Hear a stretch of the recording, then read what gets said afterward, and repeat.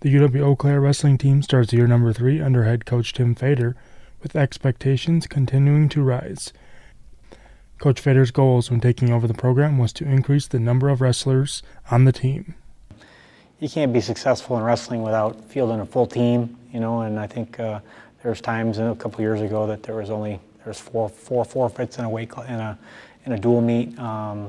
So we had to increase our numbers. We had to have bodies at every weight class, and now that we have bodies, now we want them to be competitive bodies. So we feel good about our growth. We feel good about our talent level that's coming in, and we want to continue to improve. Coach Fader's happy with the work put in the off-season and to see a new group of individuals taking new roles as leaders. And we have a number of guys that have just been here 1 year, and they had just unbelievable off seasons.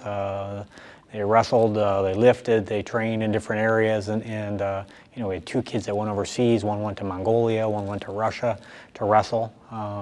We had a number of kids at different camps, and so we see that as a step in the right direction, and a lot of those guys that were newcomers last year are leaders this year. One of the wrestlers who looks to lead this year's squad is Grant Balconi. Balconi takes pride in a bigger role and hopes to show the new members of the team what Blue Gold Wrestling is all about. I try to do my best to be a leader. I just show up with a good attitude. I put forth my best effort, and I just want the new guys on the team, the freshmen, and all the guys that we have transferred to see what Eau Claire Wrestling is all about, and we want to set the standard real high. With improvements made from last year, Balconi has set his goals high, both for the team and for himself.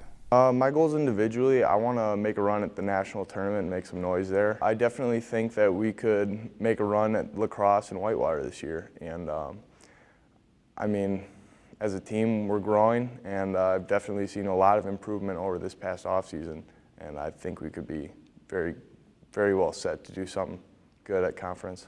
With the team's first action coming on Saturday at the Yellow Jacket Open in Rochester, Minnesota, Fader looks at it as an opportunity for young wrestlers to gain experience and set the stage for what hopes to be a successful season. It's not the national tournament. It's not the it's not the end of the season.